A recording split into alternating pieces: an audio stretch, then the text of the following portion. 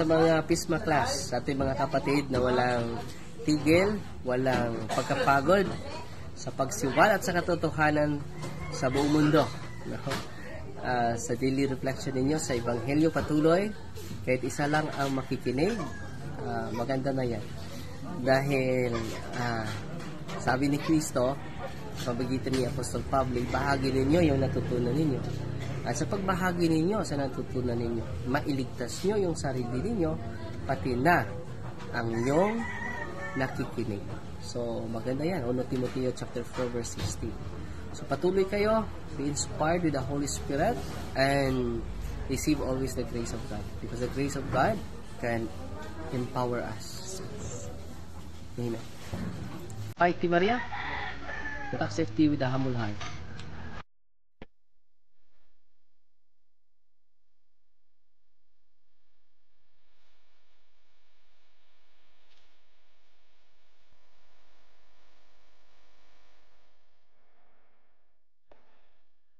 Bungad na panalangin sa ngalan ng Ama, ng Anak, at ng Espiritu Santo. Amen. Pagpalain kami sa aming pagtitipon ngayon para sa pulong na ito. Gabayan mo ang aming isipan at puso upang kami ay magtrabaho para sa ikabubuti ng aming komunidad at tulungan ang lahat na iyong mga tao. Turuan mo kaming maging bukas palad sa aming pananaw, matapang sa harap ng kahirapan at matalino sa aming mga desisyon. Ama, pinupuri ka namin magpakailanman. Amen. Sa ngalan ng Ama, ng Anak, at ng Espiritu Santo. Amen. Alleluia, alleluia, alleluia, alleluia, alleluia,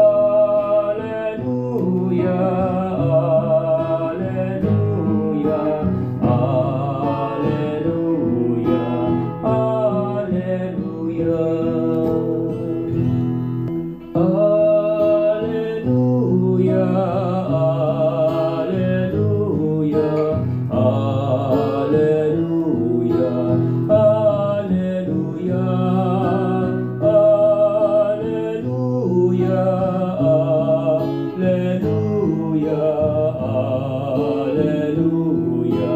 alleluia.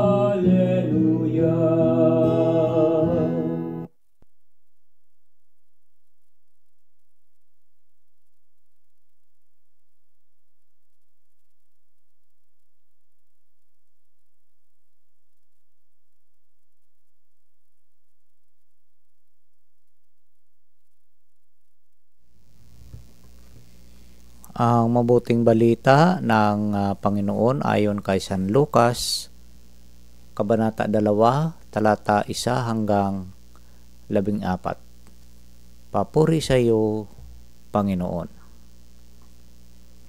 Noong panahong iyon, iniutos ng Emperador Augustus na magpatala ang lahat ng nasasakupan ng Imperyo ng Roma. Ang unang pagpapatalang ito ginawa ng si Cirenio, ang gobernador ng Syria, kaya't umuwi ang bawat isa sa sariling bayan upang magpatala.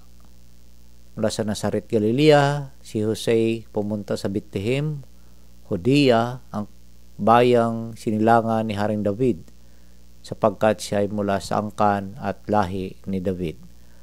Kasama niyang umuwi upang magpatala rin si Maria na kanyang magiging asawa na nooy kagampan. Samantalang naroon sila, dumating ang oras ng panganak ni Maria at isinilang niya ang kanyang panganay at ito'y lalaki. Binalot niya ng lampin ang sanggol at inihiga sa isang sabsaban sapagkat wala ng lugar para sa kanila sa bahay panuluyan.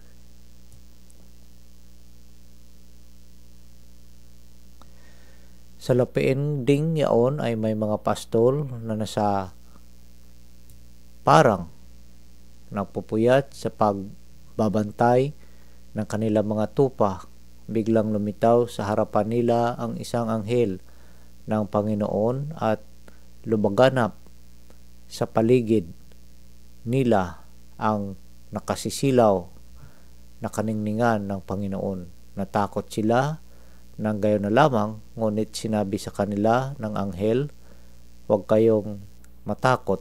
Ako'y may dalang mabuting balita para sa inyo na magdudulot ng malaking kagalakan sa lahat ng tao, sapagkat isinilang ngayon sa bayan ni David ang inyong tagapagligtas, ang Kristong Panginoon. Ito ang palatandaan, matatagpuan ninyo ang isang sanggol na babalot ng lampin at nakahiga sa sabsaban." Biglang lumitaw sa tabi ng anghel ang isang malaking hukbo ng kalangitan na nagpupuri sa Diyos.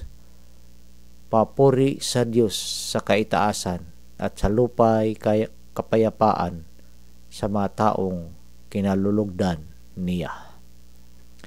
Ang mabuting balita ng Panginoon. Pinupuri ka namin, Panginoong Hesus Kristo. So maraming salamat. Guwapitong utod. Siya din ang Amirka.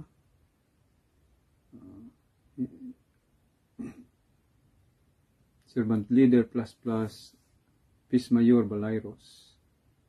Sa lahat po na aking mga kasamang Pisma, mga nagsubaybay, nagtangkilig sa channel na ito, Pisma Plus, lalo na po sa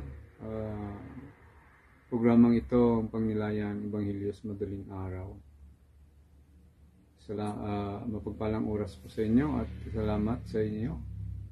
Panalangin dito po sa bansang Israel kung saan ay patuloy pa rin ang digmaan sa North at South. Ano po. So dako po ako sa Ebanghelyo. Ito po sa panahon ng ni Emperador Augustus, no? Na lahat di patala ng kanilang mga lipi, no? Yung unang patala at siguro isang basihan din po ito, no? ng buong mundo na magpa-register. At sa panahon na yun, no? Dahil lipi ni David, si San Jose ay na nakatira doon sa Nazareth, ay umakyat po sila rito sa Jerusalem papuntang Bethlehem. So yun po na mga isang linggo yata ang lakad po nila, no? Kung saan po sila pahinga. At isa yung dinaanan po nila dyan sa Derek Hebron, no? Dyan sila nagpahinga ni Mama Mary at nandyan pa, no? At Orthodox Christian, no? Greek Orthodox namamahala. So yun ang pagtatala, no? Bilang angkan ni David at panahon na yun na walang matulugan at buntis at panahon na sa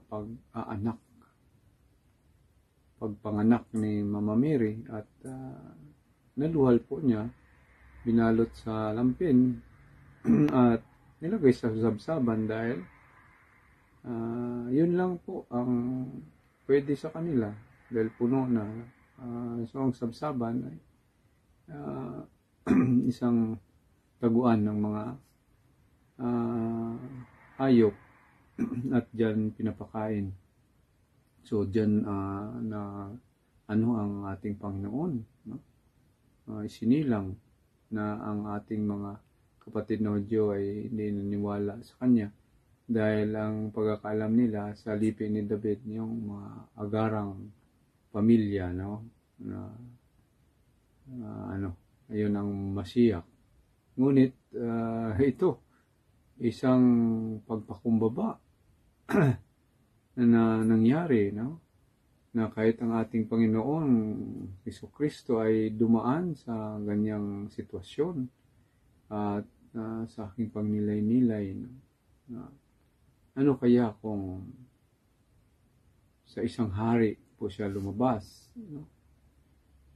At alam naman natin at palagi ko itong binabanggit na kahit sa atin sa Pilipinas, titingnan mo kahit dito sa bansang Israel, sa mga kanilang prime minister, no? Iniingatan po nila ito, no? Hindi mo pwedeng lapitan kung walang appointment. Hindi mo pwedeng lapitan kahit sino, no? Na nakapwesto. At ang plano ng Diyos ay kailangan madali siyang lapitan. So yun nga po, no, na nakakalungkot na ang karamihan ng ating politiko ay mahirap sa Pilipinas lapitan. Kung minsan masaktan po pa tayo, no? Pero ang ating Panginoon lumabas para lapitan ng lahat, no? Walang takot ang mahirap, walang takot ang mayaman dahil doon po siya sa mahirap. Nang problema lang sa mga mayayaman at sa mga ano po rito na mga Hudyo, matalino at agarang pamilya, ay iba yung pagkaintindi nila at yun ang nangyari. Ano po? So sa ganun ay mapalapit tayo sa Panginoong Jesucristo dahil sasabsaban po siya. Pwede mong samahan sa lahat ng oras. Yun nga, kapag handa ang ating sarili at nasa state of grace po tayo palagi, ay nandyan na sa puso natin ang ating Panginoon. Ang kulang na lang po yung maano yung relasyon po natin sa Kanya. Nalubos po natin siya makilala at lubos na angkinin bilang hari ng lahat kasama ang ating buhay. So yun po, no? At dito po sa Ebanghelyo ay nagbata talaga ang mag-asawa, no? San Jose, hirap, no? Dalhin ang ating mahal na ina na buntis, no? At nangyari talaga rating sila po sa Bethlehem na doon siya isinilang at 7 kilometers o 11 ay doon, no, banggit, no, ang mga shepherd na pagod sa pagbabantay dahil alam naman po na natin na pagka ang tupa ay binabantayan ay kakainin po yan ng mga asong gubat. So doon sa shepherd field, no, Bethlehem, ay tinatago po nila sa yungib, no, sa ilalim at bantayan ng maigi, no, sa gabi dahil sa umaga ay papakainin palabas. O nagpakita ang anghel, no, at may dalang mabuting balita na pinapaalam na isinilang na ang Mesaya, Masiyak. At sa dulo ay isang grupo ng anghel na pakarami at sumabay sa pagkanta ng papuri sa Diyos sa kaitaasan. So, kung palaliman po natin ito, no, napaka yung ating Panginoon sa pagmamahal, gagawa po siya ng paraan kung paano niya maparamdam sa atin ang tunay ng pagmamahal at ang pagmamahal niyang walang hanggang. Ano po? At dito rin po natin pagnilayan ang paggamit ng Panginoon na kahit mahirap po sa kanila ay yes lang po, no? Sa ating mahal na ina, Birhing Maria, at sa ating Papa Joseph, no? Na inhalagaan po niya talaga ang mag-ina. So, ganun din po tayo, no? Sa ating pamilya, sa ating kapwa. Kung may magawa po tayong mabuti sa kanila, ayon sa kagustuhan ng Panginoon, gawin po natin. Pagsikapan po natin na gawin po ito. So, yun, no? At ang pagpuri ng mga anghel dahil sa pagpanganak sa ating Panginoong Jesucristo, ang Masiya.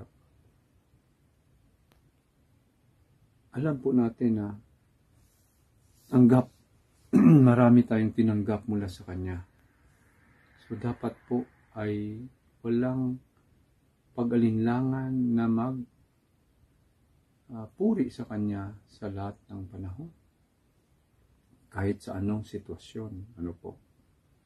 So, yun po ang ating gagawin. No? Na magsusumikap, baguhin ang buhay, lalo na po itong araw na ito na isinilang o pinanganak ating Panginoon, na siya po ay naghantay ng ang gift natin. So anong gift po natin sa Kanya? Yung ang ating puso'y putli o walang bahid ng kasalanan. So yun ang natin, yung preparasyon natin sa Advent. Ngayong araw ay Christmas na po. So Merry Christmas and advance happy prosperous New Year. So pag dasal lang po natin ang bawat isa at ganun po patuloy natin hingiin sa Panginoon ang kapayapaan na tunay. So, Shalom Beletraot, back to you, Peace Magwapito, Yur Balayros, Sider ng Amerika, Servant Leader, plus pa. Shalom, Shalom, Shalom, Beletraot. Tudaraba, papuri sa Diyos. So, maraming salamat, Pisma Jerry Temervilla Natalio.